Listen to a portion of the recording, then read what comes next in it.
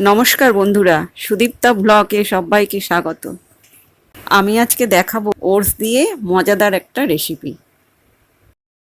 আমি এখানে নিয়ে নিয়েছি 100 গ্রাম ওটস, আর নিয়েছি হাফ চামচ কালো জিরে, একটা বড় আলু টুকরো করে নিয়েছি, আর কারি পাতা নিয়েছি, কুচনো কাঁচা লঙ্কা, আর একটা মাঝারি সাইজের পেঁয়াজ। আমি কড়া বসিয়ে দিয়েছি। কড়ার মধ্যে আমি ওটসটা একটু শুকনো খোলার মধ্যে নেড়ে নেব, যাতে কাঁচা গন্ধটা চলে যায়। এটা ঠিকঠাকভাবে শুকনো খোলায় নাড়ানো হয়ে গেলে একটা রোস্টেড স্মেল আসবে, তখন নামিয়ে নেব। এবার কড়াইতে আমি তেল দিয়ে দিলাম, 2 চামচ তেল দিলাম, দিয়ে কালো সর্ষে দিলাম।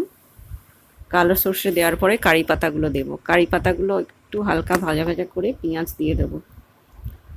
পেঁয়াজগুলো দিয়ে দিলাম। এবার একটু লাল লাল হলে পেঁয়াজগুলো, ওর মধ্যে আলুটা দিয়ে দেবো। আলুটা দিয়ে নাড়িয়ে দেবো, দিয়ে চাপা দিয়ে দেব। ঢাকনাটা খুলে আমি এবারে নাড়িয়ে চাড়িয়ে একটু সামান্য নুন দেব। আলু অনুযায়ী নুন দেব। নুন দিয়ে দিলাম। নুন দিয়ে নাড়িয়ে কাঁচা লঙ্কাটা দিয়ে দেব। কাঁচা লঙ্কা দিয়ে আর একবার ঢাকা দেব, আলুটা সিদ্ধ হতে দেব। আমি কিন্তু আলুতে জল ব্যবহার করছি না, গ্যাসটা লো ফ্লেমে দিয়ে আলুটা সিদ্ধ হতে দেব। এবার ঢাকনা খুলে একটু নাড়িয়ে চাড়িয়ে দেখবো আলুগুলো সিদ্ধ হয়ে গেছে নাকি। দেখো বন্ধুরা, আমার আলুগুলো সিদ্ধ হয়ে গেছে। এইবার আমি যে ওটসটা আমি শুকনো খোলায় নাড়িয়ে রেখেছিলাম, ওই ওটসটা দিয়ে দিলাম। দিয়ে নাড়িয়ে দিচ্ছি। সামান্য এবার একটু নুন দেব। ওটসটা দিলাম তো, ওই জন্য একটু নুন দেব। আমি আলু ভাজার সময় একটু নুন দিয়েছিলাম, এবারে ওটস দিয়ে আবার সামান্য নুন দিয়ে দিয়েছি। এবার অল্প একটু জল দিয়ে শুধু ওটসটা মাখা মাখা হওয়ার জন্য সেইটুকুই জল দিলাম। আমার ওটসটা রেডি হয়ে গেছে।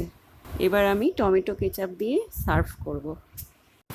তো বন্ধুরা, তোমরা বাড়িতে এটা বানিয়ে দেখো। আর এই খাবারটা বাচ্চা বড় সবারই ভালো লাগবে।